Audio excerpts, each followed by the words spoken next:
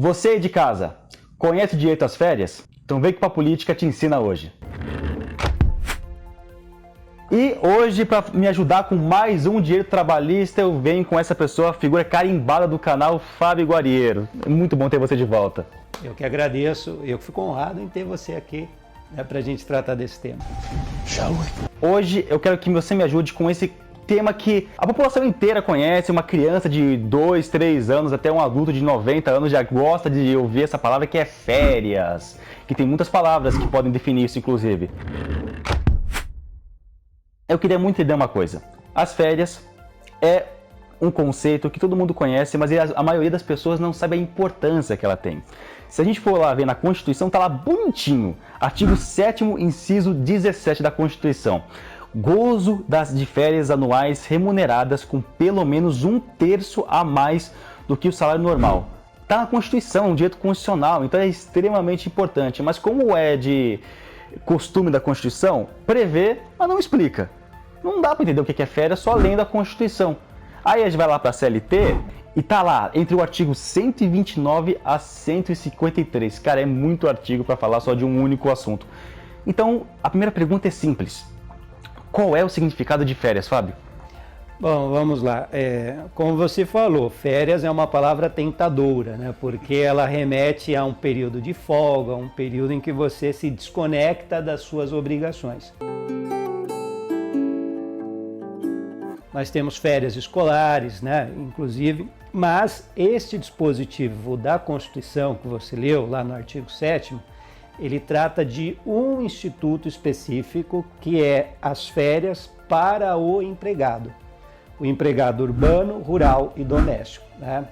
Então, existem muitos outros tipos de trabalhadores, como o autônomo, o eventual, que têm também direito às férias, mas não regulada por lei, né? As férias, eu posso até dizer que é um direito natural de toda pessoa, porque todo mundo precisa, num determinado momento, desligar o botão e se dar ao direito de usufruir um tempo para descansar.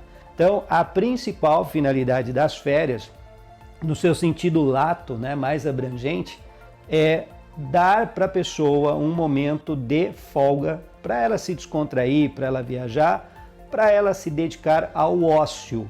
Porque nós trabalhamos para viver, mas a gente não vive só para trabalhar. Então é muito importante que todo mundo tenha um momento de desconexão e, olhando especificamente para o empregado urbano, o rural e o doméstico, a Constituição traz esse direito no artigo 7º. Então agora vamos tentar ingressar dentro dos artigos que estão na CLT, porque é muita coisa. Acho que a maioria das pessoas nem sabe o quanto as férias é regulada pela CLT. É um direito. Ah, agora eu entendi! Agora eu saquei! Mas aparentemente, de acordo com a CLT, é um direito conquistado. Você não inicia um trabalho já conquistando esse direito. Eu pergunto para você, o que é necessário para se adquirir o direito às férias? Numa relação de emprego, você precisa, como empregado, trabalhar 12 meses consecutivos. É o que a gente chama de período aquisitivo. Então, primeiro você trabalha 12 meses e aí, nos 12 meses seguintes, você terá direito a se afastar por 30 dias para usufruir essas férias. E nestes 12 meses que você está trabalhando, conquistando as férias, você não pode ter muitas faltas injustificadas. Se você falta para ir no médico, falta para doar sangue, falta porque seu filho nasceu, então certas ausências são justificadas e não interferem na contagem das férias. Então, basicamente, são esses dois os requisitos para você conquistar o direito às férias. Trabalhar por 12 meses e não ficar faltando muito de forma injustificada para que essas faltas não sejam lá na frente descontadas dos dias de férias. Só por curiosidade, antes que a gente passe já para a próxima pergunta, eu queria entender, a escolha de quando vai tirar as férias fica em cargo de quem? Do patrão.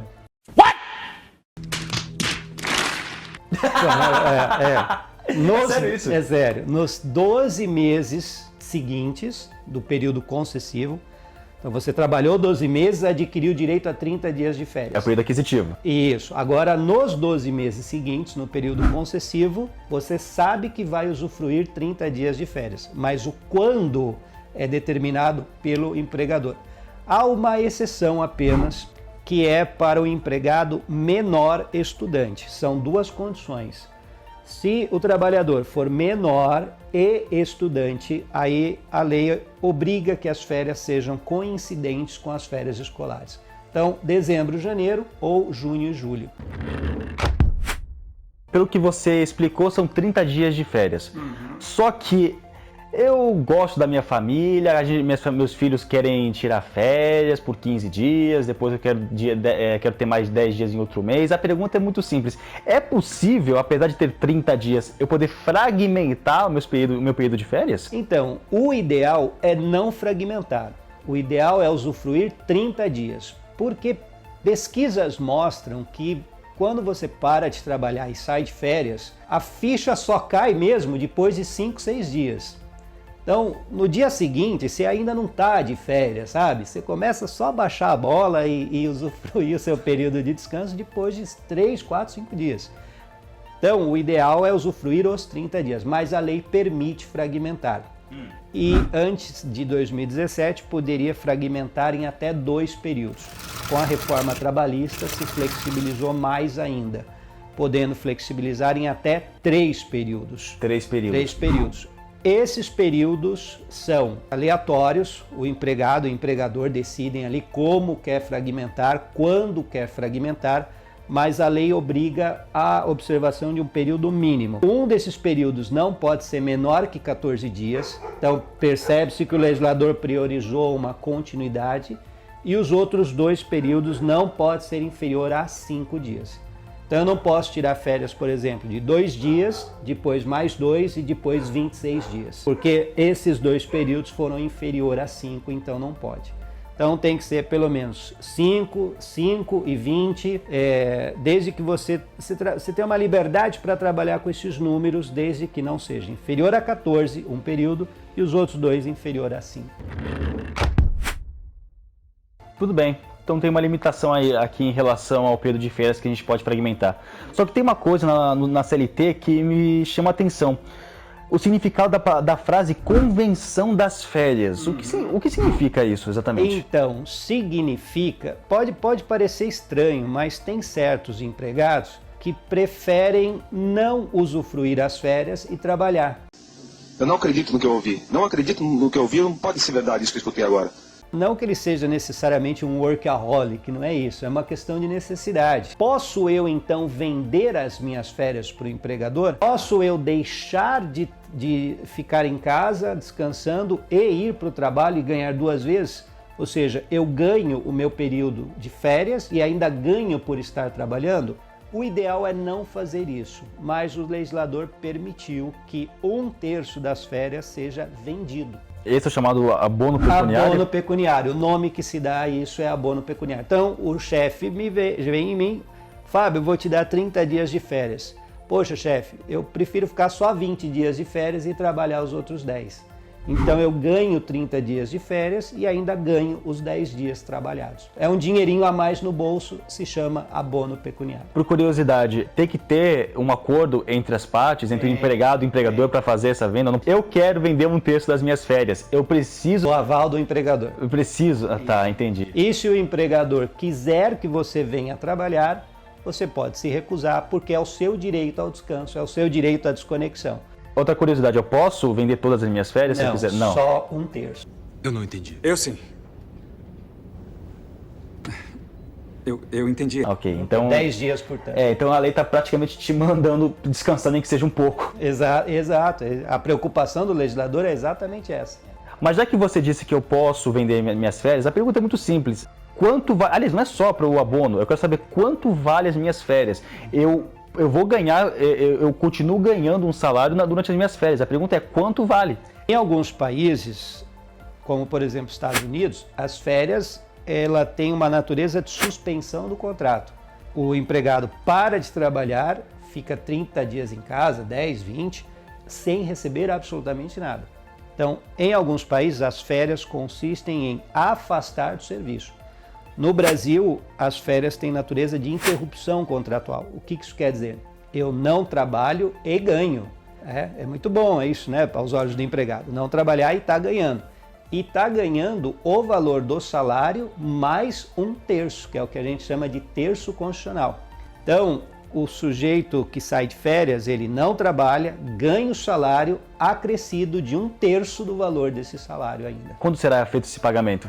Tem que ser feito antes dele sair de férias, que a ideia é exatamente colocar um dinheirinho no bolso do empregado para ele poder usufruir as suas férias. Então eu já parto para as minhas férias com o meu salário. Com o bolso cheio de dinheiro. Com dinheiro. o bolso seco, com o bolso que tem o salário do último mês e o mês das férias. Isso. Aí é que entra uma cilada!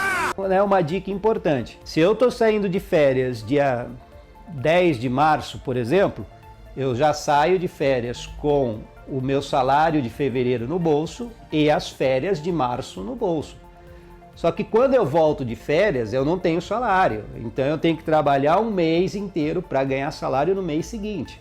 Então é sempre bom orientar o empregado que quando ele volta de férias, no dia do pagamento do mês seguinte, ele não tem pagamento. Ah, maneiro. Então tem que trabalhar para depois conquistar um mês de salário. Então é bom orientar o empregado. Você saiu de férias com o bolso cheio, mas não gasta tudo não, porque quando você volta, você tem que trabalhar mais um mês aí para ter salário. Que fofo, tá? Você comentou um pouco mais cedo sobre as ausências injustificáveis. E eu queria entender, o empregador, ele pode ser descontado as suas férias? Eu tenho 30 dias, só que eu quero saber qual é a consequência dessas ausências. Se eu me ausentar um dia, quer dizer que eu perdi um dia de férias? Como é que funciona isso? Sim, é assim. Por regra, a premissa é: não desconte das férias do empregado os dias que ele faltou durante o período aquisitivo. Uva! Então, agora o empregado falta porque foi numa balada, no outro dia amanheceu de ressaca e não foi trabalhar. Não justificou, é uma ausência. Eu acho que mesmo se tivesse justificado, não imagina, eu tô imaginando o texto ali, fui pra balada...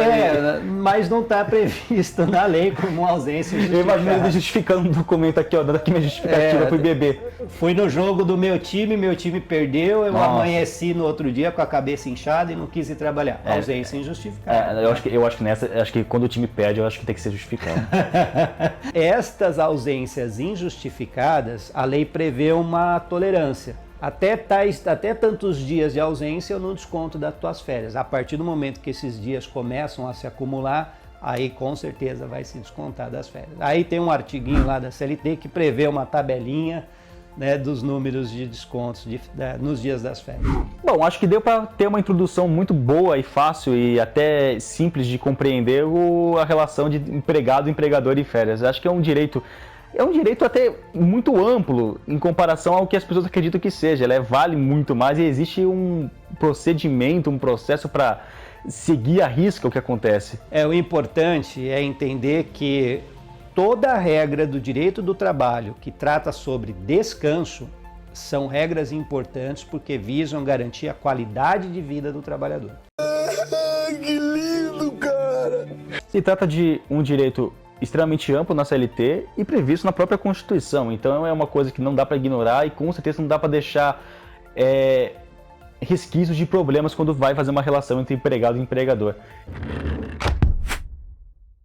Gente, se você gostou do vídeo, se você curtiu a ideia de trabalhar com o quesito de férias, se você gosta dos dias trabalhistas quando eles aparecem aqui no canal, quando eu trago o Fábio aqui para explicar todos eles, que são muito mais amplos do que vocês compreendem, mais do que qualquer um de nós possa entender como funciona, dá um like nesse vídeo, ativa o sininho como é importante e se vocês quiserem que eu traga o Fábio aqui para fazer mais vídeos sobre direitos trabalhistas, eu só tenho que te agradecer por tudo que você fez, cara. Imagina, eu tenho que te parabenizar pelo trabalho, né, de informar a população a respeito dos seus direitos, tá? De parabéns. Eu agradeço muito por você ter vindo aqui. Ter vindo aqui é boa, eles nem sabem onde a gente tá. Eu agradeço muito. Pode contar. A gente veio aqui pra casa dele pra gravar esse vídeo num sábado de manhã. A gente não tem mais nada pra fazer na nossa vida. Eu fico honrado, imagina. Obrigado por tudo e até a próxima.